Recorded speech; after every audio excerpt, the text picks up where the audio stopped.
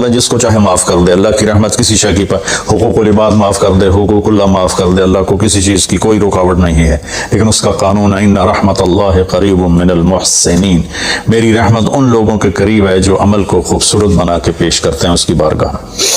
تو ایک صحابی جنہوں نے حضرت حمزہ کو قتل کیا, حضرت حمزہ رضی اللہ تعالیٰ عنہ علیہ السلام, وحشی رضی اللہ تعالیٰ عنہ, اللہ کے نبی نے مکہ فتح کیا تو ان کے قتل کا حکم دے دیا کہ جہاں ملے قتل کر دو.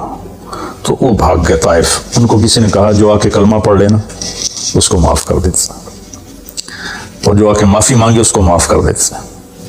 تو کہنے لگے میں نے منہ چھپایا اور چپ کے راستوں سے مدینے پہنچا.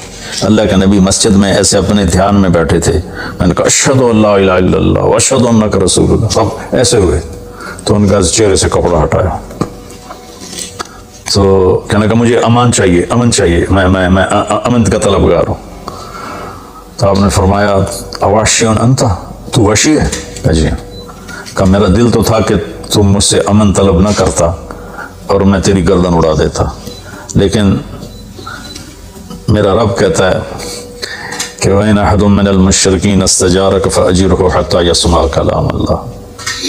اگر کوئی آ کر مشرک آپ سے پناہ چاہتا ہے تو اس کو آپ پناہ دیں. تو تجھے پناہ ہے, کچھ نہیں, بول بیٹھ.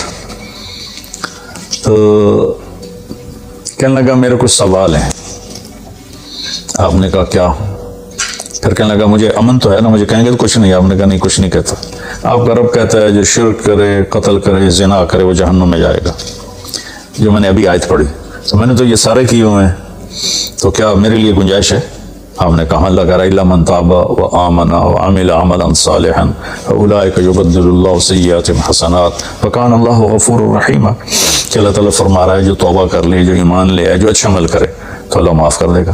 وہ کہنے لگا ایمان بھی لاؤں, توبہ بھی کروں, اچھا عمل بھی کروں, یہ تو بڑی سخت شرطیں ہیں, کوئی اور آسان اس سے راستہ ہے؟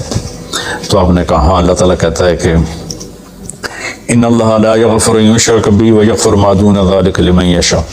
میں شرک معاف نہیں کروں گا, باقی جس کو چاہوں معاف کر دوں. تو اس پر کہنے لگا وحشی مجھے قتل تو نہیں کرے گا نا, مجھے امن تو ہے نا؟ آپ نے کہا ہے. کہا اچھا اگر وہ یہ کہتا ہے کہ میں شرک معاف نہیں کروں گا, باقی جسے چاہوں معاف کروں, اگر مجھے معاف نہ کیا تو مجھے کلمہ پڑھنے کا کیا فائدہ؟ تو پھر آپ نے تیسری آیت اس کے سامنے پیش کی. کیا میرے نبی کا ظرف ہے چچا کے قاتل سے کیسی بات کر رہے ہیں, اور ایسی بے دردی سے قتل کیا گیا, ناک کاٹ لیا گیا, کان کاٹ لیا گیا, پیٹ چیر دیا گیا, کلیجہ ہندا نے چبا لیا اور سارا آنتے نکال کے باہر پھینک دی, اور آپ ان کی میت پر اتنا روئے تھے کہ آپ کی ہچکیاں لگ گئیں. تو اللہ نے جبریل کو بھیجا کہ جاؤ میرے محبوب سے کہو کہ آپ روئیں نہیں, ہم نے حمزہ کو عرشوں پہ لکھ دیا ہے, حمزہ تو اسد اللہ و اسد رسول ہی, حمزہ اللہ اور اس کے رسول کے شیر ہیں, ہم نے عرش پہ لکھوا دیا ہے. تو کہنے لگا اگر مجھے معاف نہ کیا تو پھر مجھے کلمہ پڑھنے کا کیا فائدہ؟ تو پھر آپ نے تیسری آیت اس کے سامنے پیش کی. یا عبادی الذین اسرفوا علی انفسہم لا تقنطوا من رحمت اللہ ان اللہ یغفر الذنوب جميعا انہ هو الغفور الرحیم. اے میرے نافرمان بندو, کتنا پیار سے بلایا نافرمانوں کو, اور میرے کہا. آدمی سبھی اولاد کو کہتا تو میرے چنے جمع ہے, جب وہ نافرمان ہو جائے تو وہ اللہ تعالیٰ کافروں سے کہہ رہا ہے, نافرمانوں سے کہہ رہا ہے اے میرے نافرمان بندو جنہوں نے اپنے اوپر ظلم کیا, تم گھبراؤ نہیں, تم توبہ کرو, میں سارے معاف کر دوں گا. کہنے لگا ہاں اے گل ٹھیک. پھر اس نے کلمہ پڑھا. تو اللہ کے نبی نے پھر فرمایا اچھا یہ تو بتا یار, میرا چچا تو شیر تھا, تو نے کیسے قتل کر دیا؟ پھر اس نے ساری کہانی سنائی کہ مجھے مطلب بن عدی نے کہا تھا, ان کا غلام تھے یہ, کہ تو محمد کو یا علی کو یا حمزہ کو علیہم الصلوۃ والسلام کسی ایک کو قتل کر دے تجھے آزاد کر دوں گا. تو حمزہ پر تو میں سوتے میں بھی وار نہیں کر سکتا تھا, ایسا میرے اوپر اتنا خوف تھا, اور آپ کے گرد جانا ویسے ہی مجھے پتا تھا محال ہے, چاروں طرف پیرا ہے. میں تو علی کو قتل کرنے نکلا تھا, لیکن جب میں اس کے قریب پہنچا تو اس کی نظر ایسے چاروں طرف گھوم رہی تھی, اور میں نے چھپ کے وار کرنا ہوتا ہے, تو میں چھپ نہیں پا رہا تھا, میں اس کی نظروں میں آ رہا تھا, چونکہ جیسے اس کی تلوار چل رہی تھی ویسے اس کی نظر بھی چل رہی تھی. تو پھر اس کو چھوڑ کے میں حمزہ کی طرف گیا, تو وہ اندھا دھند, دونوں ہاتھوں میں تلوار تھی, وہ دائیں بائیں نہیں دیکھ رہے تھے, بس آگے جو آ رہا تھا گاجر مولی کی طرح کاٹ رہے تھے. تو اس کے راستے میں ایک پتھر کے پیچھے چھپ کے بیٹھ گیا. جب وہ میری زد میں آئے تو میں نے برچھا پھینکا تو ان کے لگا، تو انہوں نے مجھے ایسے دیکھا تو مجھے لگا میری جان نکل جائے گی، میں بھاگا وہاں سے ڈر کے مارے، حالانکہ مجھے پتا تھا میرا برچھا وار کر کام کر گیا ہے، تو پیچھے آوازیں ابا ہمارا، تو مجھے اندازہ ہو گیا کہ میرا کام ہو گیا۔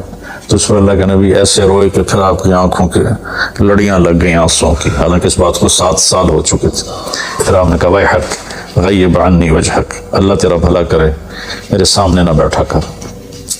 یہ بھی اس کو نقصان سے بچا ہے کہ کہیں میرا دل دکھ جائے دیکھ کر تو اس کا کوئی نقصان نہ ہو جائے۔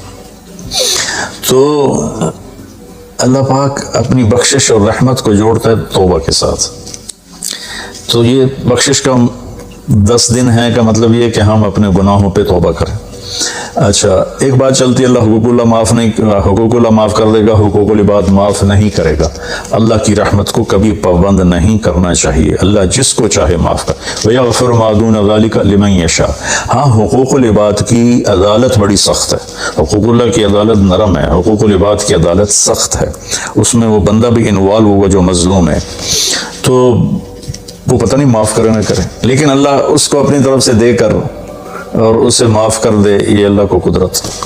ایک آدمی لوگوں میں صلح کرانا، تو اس نے 99 قتل کیے، تو ایک دن اس کو خیال آیا میں توبہ کروں، تو ایک عبادت گزار سے پوچھا، وہ عالم نہیں تھا، کہ جی میں 99 قتل کیتے ہیں، کوئی میری توبہ ہے؟ ہو سکے توبہ تیری توبہ کیوں ہو سکتی؟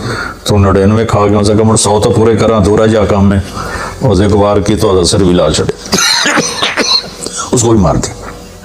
پھر اس کو خیال آیا میں توبہ کروں، ایک عالم سے پوچھا یہ میری توبہ ہو سکتی؟ کہاں ہو سکتی، توبہ کس کی بند ہے؟ اللہ تعالیٰ کریم ذات، میں نے کئی دفعہ حدیث آپ کو پیش کی ہے کہ اللہ فرماتا ہے میرا بندہ تو اتنے گناہ کر کے زمین سے اٹھا کر آسمان کی چھت کو لگا دے، پھر صرف ایک دفعہ کہتا ہے یا اللہ توبہ، میں سارے معاف کر دوں۔ اس لیے میں کہتا ہوں کسی گناہ گار کو حقیر نہ جانو۔ میں اللہ سے سوتے ہوئے روزانہ دعا کر کے سوتا ہوں، یا اللہ میرے دل کو پاک کر دے لوگوں کی حقارت سے، اور میری زبان کو پاک کر دے لوگوں کو تکلیف دینے سے۔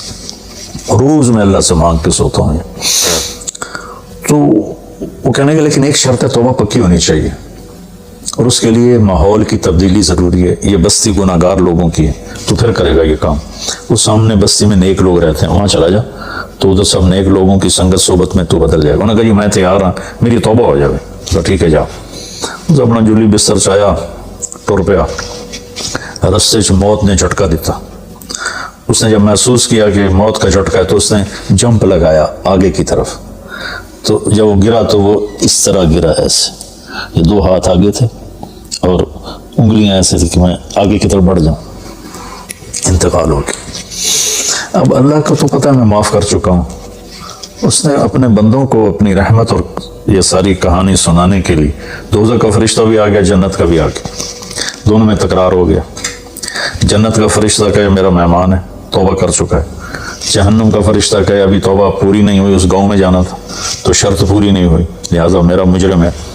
تو اللہ نے تیسرا فرشتہ بھیجا اور کہا کہ بھائی یہ اس کی ڈیڈ باڈی ہے، یہ وہ گاؤں ہے، یہ اس کا گاؤں ہے، تو دونوں طرف کا فاصلہ ناپو، اگر نیک لوگوں کی بستی کے قریب ہے تو جنت والے لے جاؤ، اگر اپنے گھر کے قریب ہے تو جہنم والے لے جاؤ۔